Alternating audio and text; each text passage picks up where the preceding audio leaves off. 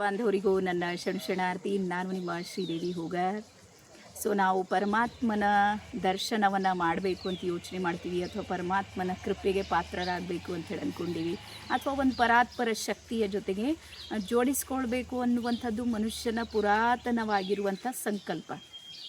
ಹಾಗಾದರೆ ಆ ಸಂಕಲ್ಪವನ್ನು ಸಿದ್ಧಿ ಮಾಡ್ಕೊಳ್ಳೋದಕ್ಕೆ ಒಂದು ಅತ್ಯಂತ ಸರಳವಾದ ಉಪಾಯ ಯಾವುದು ಅಂದ್ರೆ ಪ್ರಕೃತಿ ಅನ್ನುವಂಥದ್ದಿದೆ ನೋಡ್ರಿ. ಅದು ಪರಮಾತ್ಮನ ದೃಶ್ಯ ರೂಪ ಅಂತೇಳಿ ಹೇಳ್ತಾರೆ. ನಾವು ಪರಮಾತ್ಮನ ಹೇಗಿದ್ದಾನೆ ಅಂತ ಏನಾದರೂ ಯೋಚನೆ ಮಾಡಿದ್ರೆ ಪ್ರಕೃತಿಯ ವೈಭವ ಇದೆ ನೋಡ್ರಿ, ಅದು ಅವನನ್ನು ದರ್ಶನ ಮಾಡೋದಕ್ಕೆ ಸಹಾಯ ಮಾಡುತ್ತೆ. ಹಾಗಾಗಿ ಬೇಕಾದರೆ ನೋಡ್ರಿ, ಎಲ್ಲಾದರೂ ಪ್ರಕೃತಿಗೆ ಹೋದ ತಕ್ಷಣಕ್ಕೆ ಏನೆಲ್ಲವನ್ನ ನಾವು ಮರೆತು ಬಿಡ್ತೀವಿ, ಯಾವುದು ಸಮೇತ ಏನು ಅನಿಸೋದಿಲ್ಲ, ರಿಲ್ಯಾಕ್ಸ್ ಫೀಲ್ ಆಗುತ್ತೆ. ಹಾಗಾಗಿ ಈ ದೃಶ್ಯ ಏನಿದೆ ನೋಡ್ರಿ, ಇದು ನಮ್ಮತನವನ್ನು ನಮ್ಮೊಳಗಿನ ಪರಾತ್ಪರ ಶಕ್ತಿಯೊಂದಿಗೆ ಜೋಡಿಸಿಕೊಳ್ಳೋದಕ್ಕೆ ಈ ಪ್ರಕೃತಿಯ ಮಡಿಲಿದೆ ನೋಡ್ರಿ, ಅದು ಒಂದು ತರಹದ ಚಿಕಿತ್ಸೆಯಾಗಿ ನಮಗೆ ಸಪೋರ್ಟ್ ಮಾಡುತ್ತೆ. ಹಾಗಾಗಿ ಸಾಕಷ್ಟು ಸಲ ನೇಚರ್ ಟ್ರೀಟ್ಮೆಂಟ್ ಅಂತ ಹೇಳಿ ತೊಗೋತಾ ಇರ್ತಾರೆ. ಹಾಗಾಗಿ ನೇಚರ್ ಟ್ರೀಟ್ಮೆಂಟ್ ಏನಿದೆ ನೋಡ್ರಿ, ಇಲ್ಲಿ ಏನಾಗುತ್ತೆ ಅಂದ್ರೆ ನಮ್ಮ ಸೆಲ್ಸ್ಗಳು ಅಂದರೆ ಶರೀರದ ಸೆಲ್ಸ್ಗಳು ಆ್ಯಕ್ಟಿವೇಟ್ ಆಗೋದಕ್ಕೆ ಶುರು ಆಗುತ್ತೆ.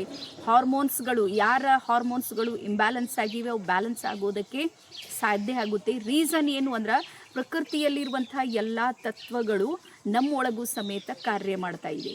ಹಾಗಾಗಿ ಎಲ್ಲಿ ನಾವು ಬಿಟ್ಟಿದ್ದೀವಿ ಮತ್ತೆ ಅಲ್ಲೇ ಹೋಗಿ ಕಟ್ಟೋದ್ರಿಂದ ಅಥವಾ ಅದ್ರ ಜೊತೆಗೆ ಜೋಡಿಸ್ಕೊಳ್ಳೋದ್ರಿಂದನೂ ಸಮೇತ ನಾವು ನಮ್ಮ ಜೀವನದಲ್ಲಿ ಸುಖ, ಶಾಂತಿ, ಸಂಪತ್ತು, ಸಮೃದ್ಧಿ ಎಲ್ಲವನ್ನು ನಾವು ಪಡೆದುಕೊಳ್ಳೋದಕ್ಕೆ ಸಾಧ್ಯ ಇದೆ.